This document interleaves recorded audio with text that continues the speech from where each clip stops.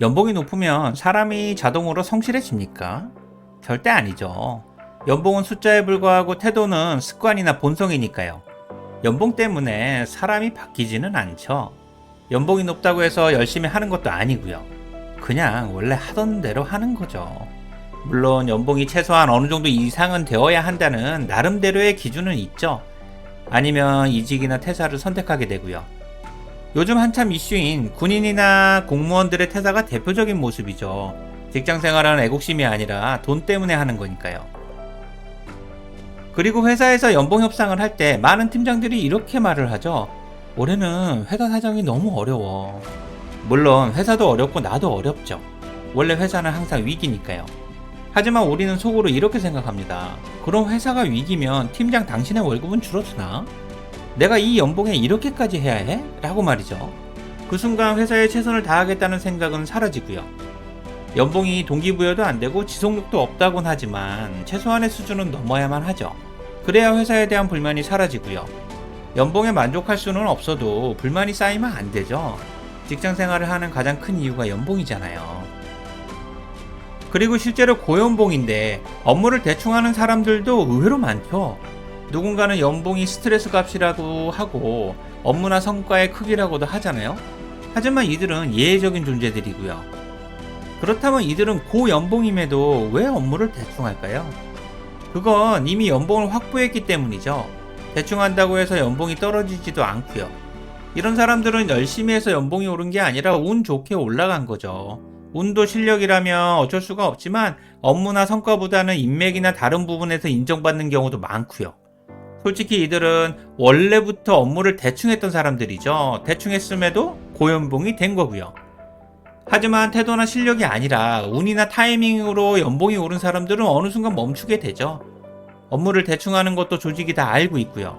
일하는 태도를 보면 모를 수가 없죠.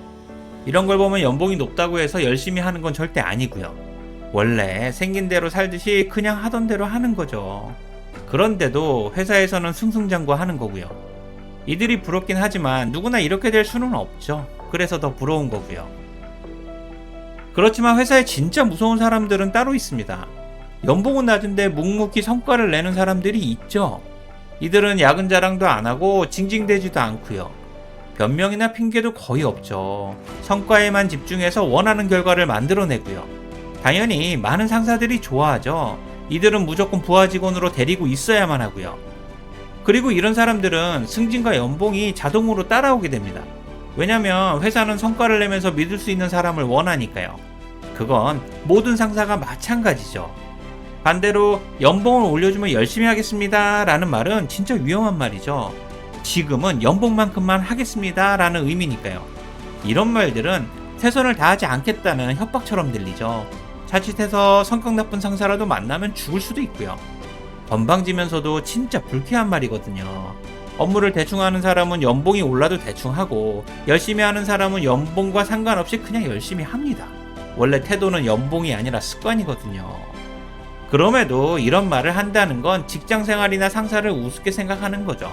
쉽게 말하면 돈 욕심만 많고 개념이 없는 거고요. 그러니 절대 가만둬서는 안 되죠. 하지만 진짜 현실은 이런 말들이 어느 정도 이해가 되고요.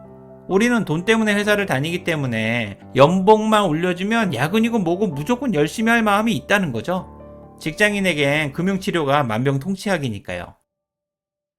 그리고 연봉은 인센티브 같은 동기부여 방법이 아닙니다. 오히려 연봉은 불만을 잠재우는 장치죠. 연봉은 처음엔 동기부여가 약간은 되지만 익숙해지면 어느 순간 당연해지고요. 물론 연봉이 너무 낮으면 퇴사를 선택하겠죠. 그러니 회사는 적정선의 연봉 관리를 할 수 있어야만 하고요. 또한 동기부여는 성장과 책임에서 나오죠. 커리어나 성장에 욕심이 있는 직원들은 연봉보다 배울 수 있는 일들을 우선으로 생각하고요. 책임감 있는 직원들은 보상보다는 성과를 먼저 생각하죠. 성과는 내가 집중해서 만들어내는 거고 보상은 성과에 따라오는 거니까요. 그러니 책임감 있는 직원들은 자기가 할 수 있는 부분에 집중을 하죠. 그래서 회사에서 인정받는 거고요. 솔직히 이런 차이가 5년이나 10년 뒤 완전히 다른 연봉을 만들어내는 겁니다. 우리는 연봉 차이가 생긴 지금 당장만 쳐다보지만 실제로는 이런 생각과 태도가 연봉의 차이를 만들어낸 거죠.